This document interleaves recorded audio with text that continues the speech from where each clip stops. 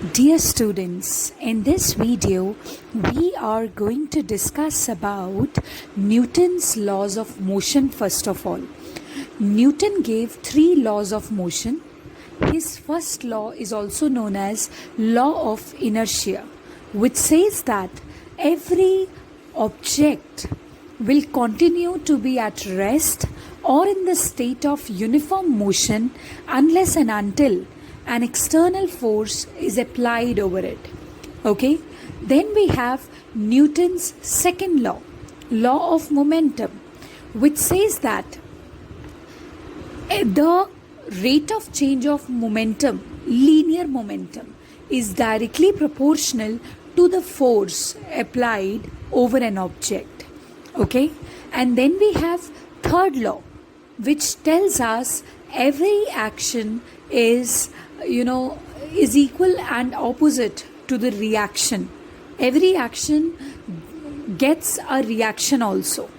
So for the detailed discussion of Newton's first law, I am sharing the link of a video over Newton's first law in the description. Okay, the Newton's first law has the same theory as you had already studied, so I'm sharing the link in the description if you want to view it again. Okay, now let's come to Newton's second law. Newton's second law says that rate of change of linear momentum is directly proportional to the force applied over the body. For example, suppose you have two bodies, one of mass m1 and the other one of mass m2. Okay, and then you happen to apply the same amount of force on these two different bodies of different masses. Okay, you have applied the same force. So what is going to happen? The lighter body will pick up higher velocity.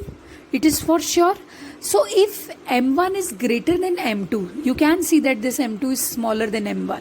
So if m1 is greater than m2, this m2 will get a velocity because of the application of force, and this velocity v2 will be greater than the velocity v1. Okay, but after a few seconds, if you happen to observe the momenta of both the bodies, okay, linear momenta of both the bodies, which means mass into velocity, then you'll be surprised to know that the linear momenta are coming out to be the same. Okay, so you need to see that. Suppose if this body is 5 kg and the velocity acquired is 4 meters per second, and this body is 10 kg and velocity acquired is 2 meters per second. So 10 into 2, 20, 5 into 4, 20. So this is, a pattern which is happening over here. A pattern which is observed over here, that the linear momenta are coming out to be the same for both the bodies, though their masses are different, though their velocities are different. But as long as the application of force is same, the amount of force which is applied is same, you will see that linear momenta will be the same. So this means the momenta of the bodies actually depend upon the force applied.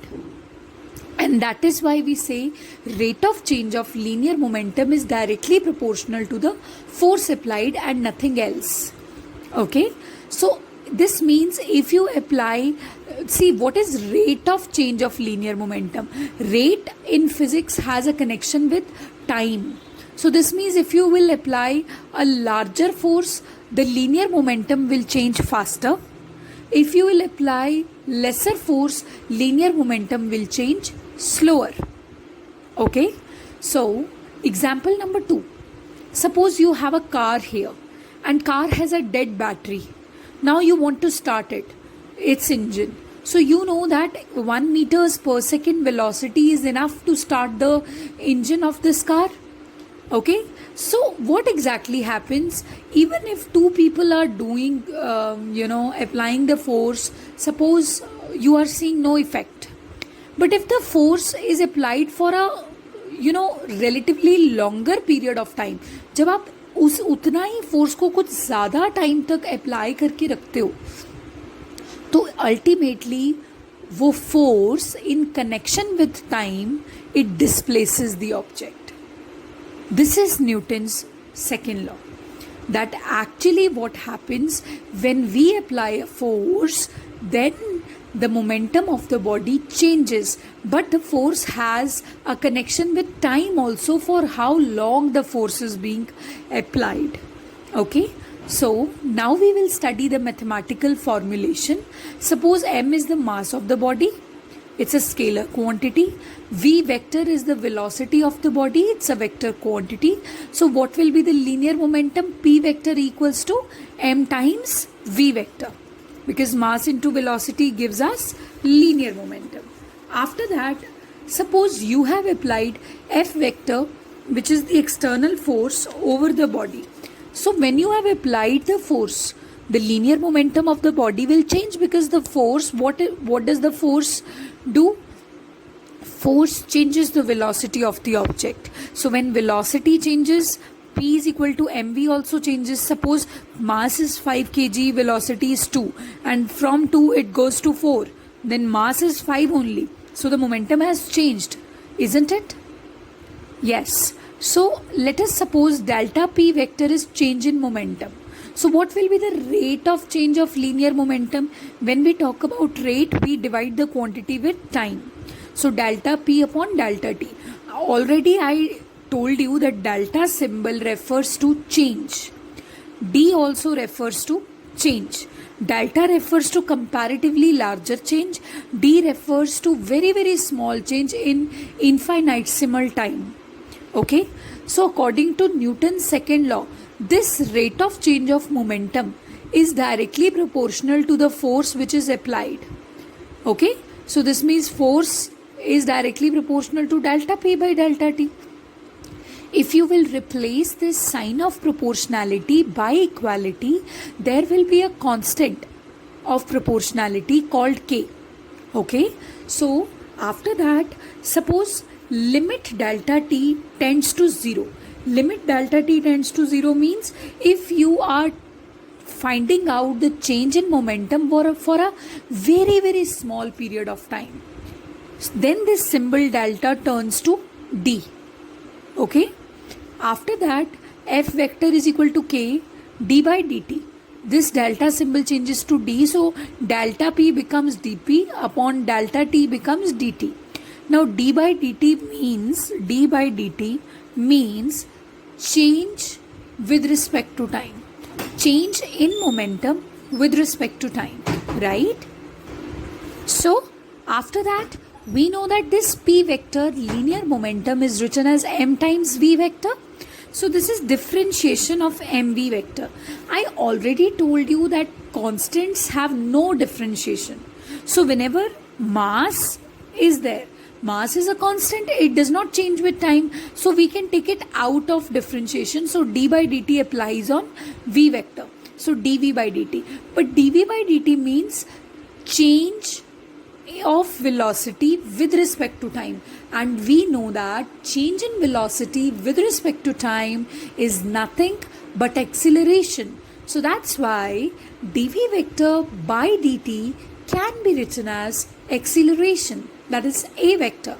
So right now, right here, what you can see, F vector is equal to K M a vector, right? If K is constant of proportionality, and by applying boundary conditions, suppose you have found it to be equal to 1. So if K is equals to 1, F vector comes out to be M times a vector. So this is a very important relation. Force equals to mass into acceleration. We already knew it somehow, but today we are dealing with its vector form. Force is always along the direction of acceleration. Okay, so in whatever direction you are applying the force, the object is bound to accelerate in that direction only. Suppose if F vector is equal to minus ma vector in some of the situation, that means you applied the force over here, but the object accelerated in this direction. So have you seen those toy cars, the pushback ones? You are applying the force in this direction, but the acceleration is going in the other direction. So in that case, this relation will be applicable. Remember, please remember, when two vector quantities are related to each other with a negative sign in between them, that would mean they both have opposite directions. Whereas when two vector quantities are related to each other by a positive sign in between them, that means they both are having the same direction. Thank you.